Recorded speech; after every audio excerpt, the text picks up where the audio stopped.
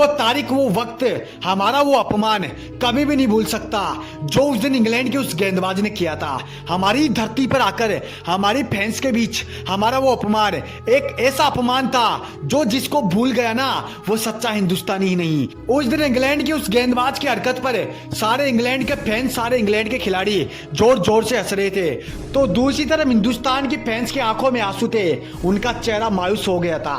दोस्तों ये कहानी है सन 2002 की, जब इंग्लैंड की टीम भारत के दौरे पर आई हुई थी। दोनों के बीच 5 मैचों की वनडे सीरीज का आखिरी मुकाबला वानखेड़े के मैदान पर खेला गया था, जहां भारत को जीतने के लिए आखिरी 6 गेंदों पर 11 रन की जरूरत थी। तो इंग्लैंड के सबसे खतरनाक गेंदबाज एंड्रयू फिनटॉप ने आखिरी की 2 गेंदों पर विकेट लेकर भारत को यह मुकाबला हरा दिया था। मैदान में हार और जीत तो होती रहती है, लेकिन कुछ हार कुछ बदले एक ऐसी आग बन जाती है जिसको कभी भी भुलाया नहीं जा सकता।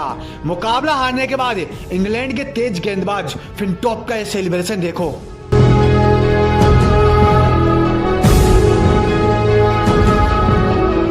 इंग्लैंड की नजरों में यह सेलिब्रेशन हो सकता है, लेकिन हिंदुस्तान की नजर में सरेआम भारत की इज्जत उतारी जा रही थी। हमारी धरती पर आकर हमारी ये अपमान असहनीय था। उस दिन हमारे कप्तान सौरभ दादा की आंखों से आंसू निकलने लगे थे, संपूर्ण हिंदुस्तान रोने लगा था। लेकिन वो किसी ने सच ही कहा है कि वक्त वक्त का खेल है, जब वक्त पलटता है तो पीछे के पूरे खानदान को याद दिला देता है। दिन गुजरते गए, साल बीतती गई और आखिर वो वक्त आ गया जिसका इंतजार सौरभ दादा सालों से कर रहे थे।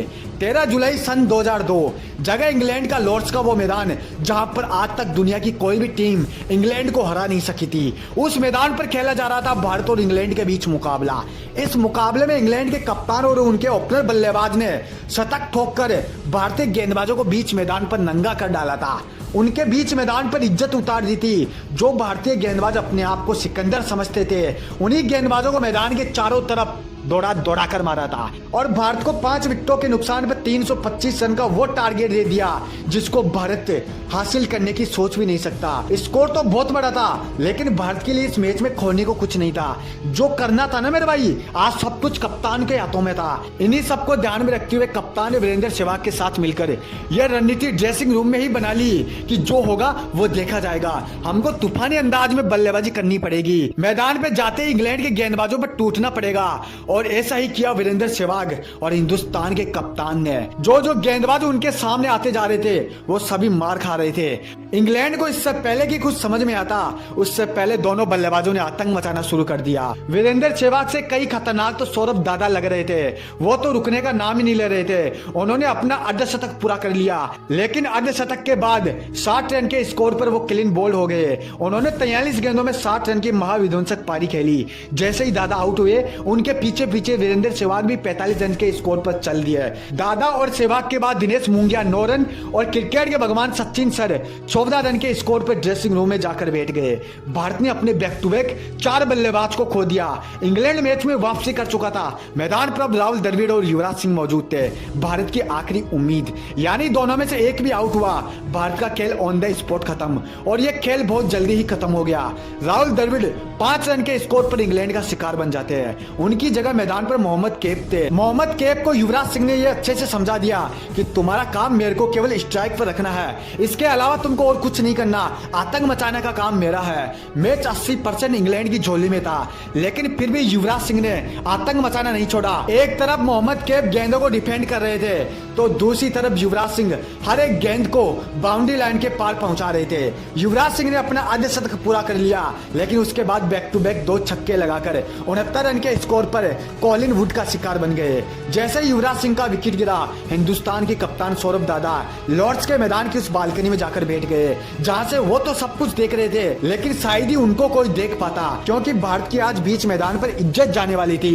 इंग्लैंड देश में सब कुछ नीलाम होने वाला था। भारत इस मैच को 100% ही हार चुका था, उसके लिए कुछ भी नहीं बचा था।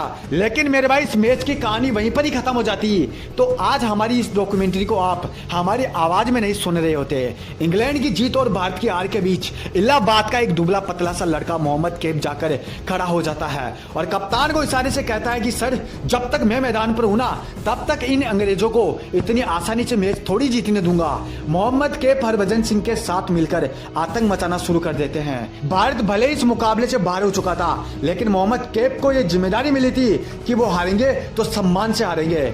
लेकिन इसी बीच हरभजन सिंह फिनटॉप का शिकार बन जाते हैं। इंग्लैंड का वही गेंदबाज जिसने आज से कुछ सालों पहले अपनी टी शर्ट उतारकर बीच मैदान पर नंगा नाच किया था, आज फिर से वो वही कर रहा था अपनी टीम के लिए। हरभजन सिंह की जगह मैदान पर अनिल कुंबले आते हैं, लेकिन एंड्रयू फिनटॉप ने उनका भी खेल ऑन द स्पॉट मैदान पर 0 रन के स्कोर पर ही खत्म कर दिया।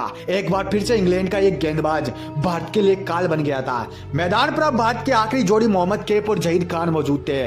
पूरा हिंदुस्तान, पूरा स्टेडियम उस दिन खामोश हो चुका था। अगर एक भी विकेट गिरा तो भारत की इज्जत नीलाम, सारे दर्शकों के चेहरे खामोश। इस मैच में इंग्लैंड किसी भी वक्त जीत सकता था, लेकिन फिर भी इन सभी चीजों को नजरअंदाज करते हुए मोहम्मद कैफ ने अपनी बल्लेबाजी जारी रखी, उसी अंदाज में जारी रखी जिस प्रकार से एक भूखा शेर अपने शिकार पर टूट पड़ता है। थोड़ी देर पर मैदान पर बल्लेबाजी करने के बाद मोहम्मद कैफ ने अपना अर्धशतक तो पूरा कर लिया, लेकिन उसका सेलिब्रेशन नहीं किया, क्योंकि उनको भी पता था कि अभी उनका काम पूरा नहीं हुआ। मैच काफी नजदीक आ चुका था, एकदम से मैच पलट चुका था। आखिरी 6 गेंदों में हिंदुस्तान को जीतने के लिए 7 रन की जरूरत थी, लेकिन उनके सामने था इंग्लैंड का सबसे घातक गेंदबाज एंड्रयू फिनटॉप, जो आज फिर से उसी प्रकार से इतिहास रचने के लिए अपने कप्तान को विश्वास दिला चुका था कि मैं ये मैच किसी भी हालत में भारत को नहीं जीतने दूंगा।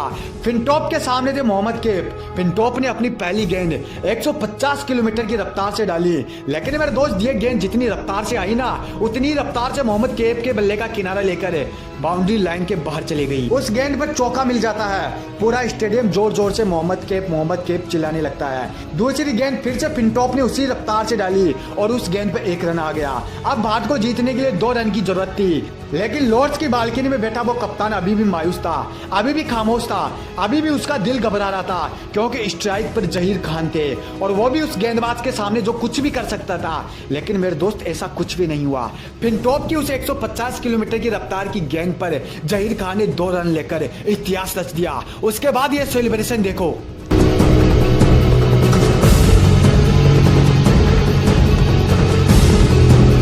सौरभ दादा ने उस दिन सेलिब्रेशन की सारी हदें पार कर डाली थी। लॉर्ड्स की बालकनी में बैठे बैठे अपनी टी शर्ट उतार कर उसको चारों तरफ हवा में लहराने लगे थे, उसी प्रकार से जिस प्रकार से आज से कुछ सालों पहले फिनटॉप ने आखिरी गेंद पर हिंदुस्तान के बल्लेबाज का विकेट लेकर अपनी टी शर्ट उतार कर बीच मैदान पर नंगा नाच किया था। जैसे ही सौरभ दादा ने अपनी टी शर्ट उतार कर वो सेलिब्रेशन किया, सारे भारतीय क्राउड को, सारे भारतीय फैंस को उस दिन का वो अपमान याद आ चुका था।